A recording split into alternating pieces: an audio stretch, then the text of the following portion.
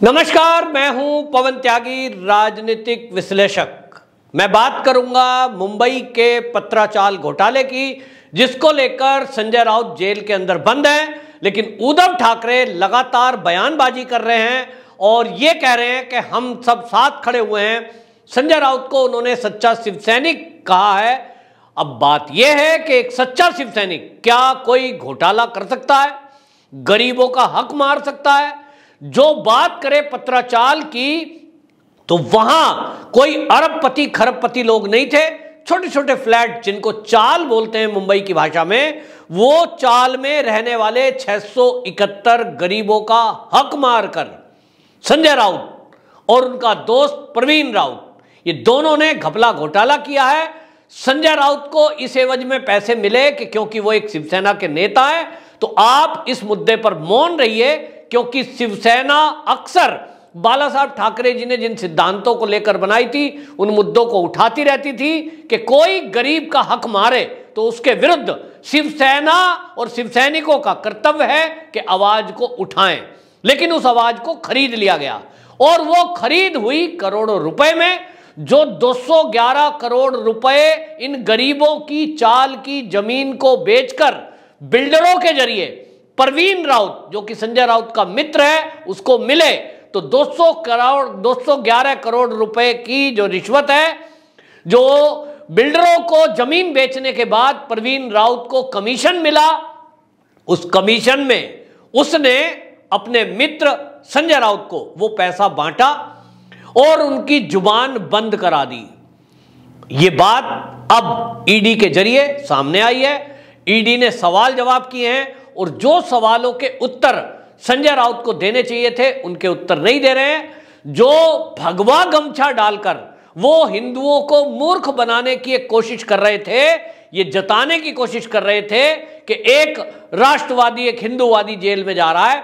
असली चेहरा संजय राउत का अब सामने आया है कि वो गरीबों का हक मारकर उनकी आवाज नहीं उठाने की एवज में बिल्डरों से प्रवीण राउत के जरिए करोड़ों रुपए की प्रॉपर्टियां बनाने में लगे हुए थे। ईडी के सूत्रों की माने तो ईडी ने एक एक करके जो सवाल पूछे हैं, हमारे पास 17 ऐसे सवाल ईडी के द्वारा जो पूछे गए, उनका सूत्रों के हवाले से जानकारी आई है कि प्रवीण राउत संजय राउत को लेकर के जो सवाल जवाब किए, उसमें संजय राउत फंस गए हैं, क्योंकि उन्होंने कई जो प्रश्न हैं उनके उत्तर गलत दिए और इसके कारण से अब वो जेल की सलाखों के पीछे रहेंगे।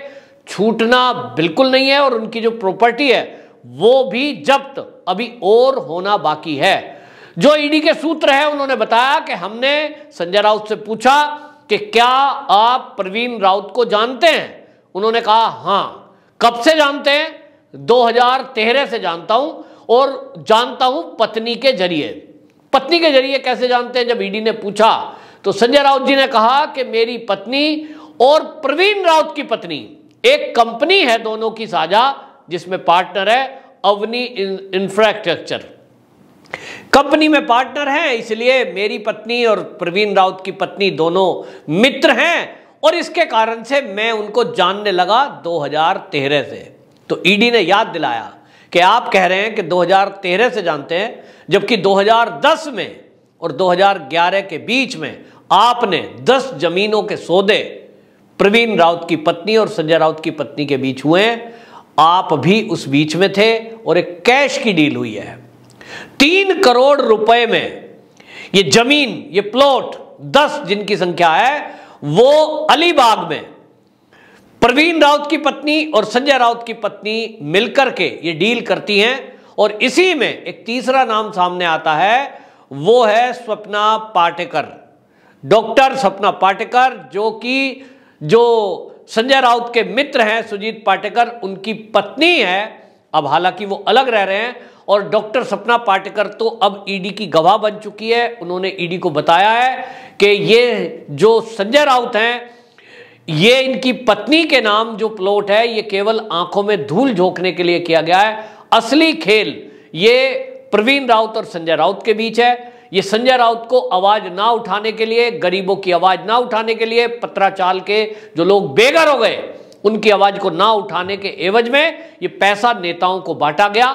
प्रवीण राउत भी उसका हिस्सा है और जो डॉक्टर सपना पाटेकर है उन्होंने ईडी को यह भी बताया कि ये जो 10 प्लॉट खरीदे गए अलीबाग में अलग अलग स्थान पर, इनमें 3 करोड़ रुपए ये जिनसे प्लॉट खरीदे उनको पेमेंट दी गई।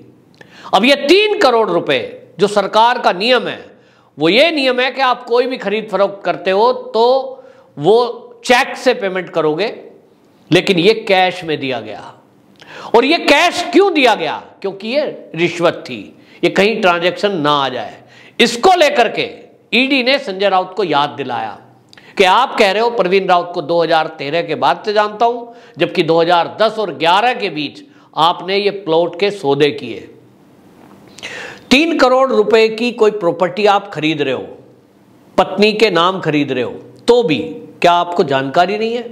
वो कहते हैं साहब मैं नहीं जानता, मेरी पत्नी और प्रवीण राउत की पत्नी पार्टनर हैं। लेकिन इस पार्टनरशिप की भी पोल खुलती है कि ये अवनी इंफ्रास्ट्रक्चर जो कंपनी नाम की बनाई गई, ये बनाई गई जब जिस समय बनाई गई थी तब उस समय प्रवीण राउत की पत्नी जो माधुरी राउत है वो एक गृहिणी थी, और संजय राउत की पत्नी जिनका नाम वर्षा राउत है वो एक स्कूल में टीचर थी। और उस समय जो ये अवनी इंफ्रास्ट्रक्चर खड़ा किया गया, इसकी कुल कॉस्टिंग जो पैसे इसमें लगाए संजय राउत की पत्नी ने 5,006 रुपए, ये ईडी के पास सबूत है कि 5,000 रुपए में ये कंपनी बनाई गई, और इस कंपनी में 5,006 रुपए के एवज में उनको पैसे कितने मिले?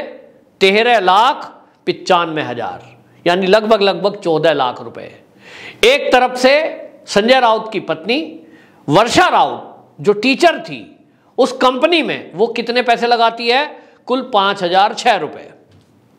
दूसरी तरफ से जो प्रवीण राउत की पत्नी है वो कितना पैसा डालती है उसमें? अब पार्टनरशिप का तो बराबर का होता है, लेकिन यहां पैसे आए 14 लाख।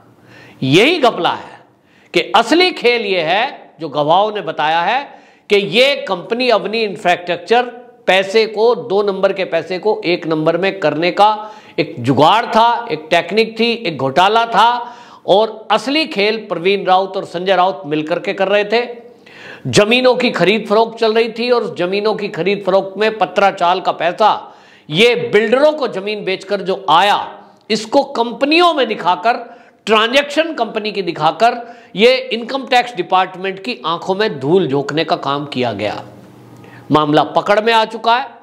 संजय राउत से जो ईडी ने सवाल जवाब किए, उन्होंने पूछा है कि आपने ये विदेश के दौरे किए हैं? संजय राउत ने कहा हाँ। तो क्या इनका जो मैनेजमेंट है, जो खर्चा है, वो प्रवीण राउत ने दिया? संजय राउत ने इसमें मना कर दिया। यहीं झूठ पकड़ा गया, क्योंकि प्रवीण राउत जो कि ईडी की गिरफ्त में पहले से है, बाकायदा मौखिक और लिखित ईडी के पास वो दस्तावेज हैं।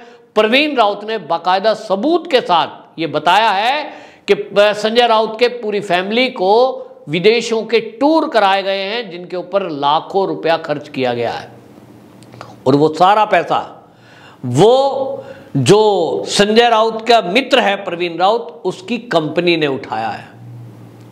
तो गुरु आशीष कंस्ट्रक्शन कंपनी की ट्रांजैक्शन में ये खर्चा दिखाया गया, प्रवीण राउत ने इसको माना है। प्रवीण राउत कह रहा है कि विदेश यात्रा मैंने कराई। संजय राउत कह रहे हैं मैं गया तो था, लेकिन वो खर्चा किसी और ने नहीं उठाया। ईडी के पास सबूत है कि प्रवीण राउत सच बोल रहा है। तो सवाल यह है, अगर संजय राउत बिल्कुल पाक साफ हैं तो वो झूठ क्यों बोल रहे हैं? वो प्रवीण राउत से मिलकर डील कर रहे हैं, 10 जमीनें खरीद ली, 3 करोड़ की पेमेंट हुई, और वो कहते हैं कि मैं प्रवीण राउत को जानता ही नहीं हूं, मैंने तो जानना 2013 में शुरू किया है, वो भी पत्नी के जरिए। जबकि असलियत यह है कि दोनों की पत्नियां आपस में बाद में जान पहचान होती है, पहले जान पहचान है संजय राउत की और प्रवीण राउत की। और ये इस सब में जो घोटाला घपले का अब खुलासा हुआ है, इस सब में आपको बताएं कि इतना तय हो गया है कि प्रवीण राउत और संजय राउत ये गरीबों का हक मारकर पत्राचाल का जो घोटाला था उसको कर रहे थे, और उनके हिस्से की जमीन और इसके अलावा जो सरकारी जमीन थी, इस सब को बिल्डरों को बेच रहे थे और उसके एवज में जो करोड़ों रुपए मिले उसको अभी प्रवीण राउत ने बताया है कि उसमें संजय राउत को दिया गया, लेकिन पैसा और नेताओं को भी दिया गया है। खुलासा होना बाकी है। सवाल यह है कि क्या वो पैसे उद्धव ठाकरे को भी दिए गए हैं, क्योंकि उद्धव ठाकरे पार्टी के मुखिया हैं। मैंने पहले भी कहा है कि जब एक शिवसेना के प्रवक्ता को करोड़ों रुपए रिश्वत में दिए जाते हैं, 2 लाख रुपए हर महीने, एक तरह से ये तो वसूली हो गई, जैसे गुंडा वसूली होती है कि आप हफ्ता दीजिए या आप महीना दीजिए। तो क्या प्रवीण राउत ने संजय राउत को महीना दिया? हर महीने 2 लाख रुपए दिए जा रहे थे इस एवज में कि जो पत्राचाल के गरीब आपके घर पे आएंगे आप उनकी कोई आवाज ना उठाएं, आप सामना पत्र में उसको ना छापें। और इसीलिए डॉक्टर स्वप्ना पाटेकर जो संजय राउत के साथ मिलकर सामना में काम करती थी, उनको अलग थलग कर दिया गया, उनको गाली गलौज की गई, उनको अपमानित किया गया, रेप और मर्डर की धमकी तक दी गई। अगर ये सरकार नहीं बदलती, अगर आज उद्धव ठाकरे की सरकार ही होती, तो स्वप्ना पाटेकर कभी भी सामने नहीं आती, उनको जेल में डाल दिया जाता, उल्टे सीधे केस लगा दिए जाते, और जो धमकी दी जा रही थी उनको रेप और मर्डर की, शायद उसे हकीकत में बदल दिया जाता तो वो खुद ही कहीं बिल्डिंग से कूदकर आत्महत्या कर लेती। इसकी पूरी तैयारी, स्क्रिप्ट लिख दी गई थी। स्वप्ना पाटेकर की अगर बात करें, उनसे मेरी व्यक्तिगत तौर पर बातचीत हुई है और उन्होंने बताया कि किस तरह से उनके अकाउंट को हैक करके सोशल मीडिया के ट्विटर को, उसमें अश्लील फोटोएं डाली गई और एक नोट बनाकर डाल दिया गया, सुसाइड नोट, जबकि उन्होंने वो कभी नहीं डाला। यानी इनकी पूरी प्लानिंग थी कि जो ईडी को गवाह बनकर इनकी पोल पट्टी खोल सकती है डॉक्टर स्वप्ना पाटेकर, उसको किसी बिल्डिंग से घेर दो और बाद में कहो कि इसने सुसाइड कर लिया, या उसके साथ रेप कर दीजिए। किसी महिला के लिए उसकी इज्जत सबसे ज्यादा प्यारी होती है और वो इसी गम में, इसी सदमे में किसी बिल्डिंग से कूदकर आत्महत्या कर ले।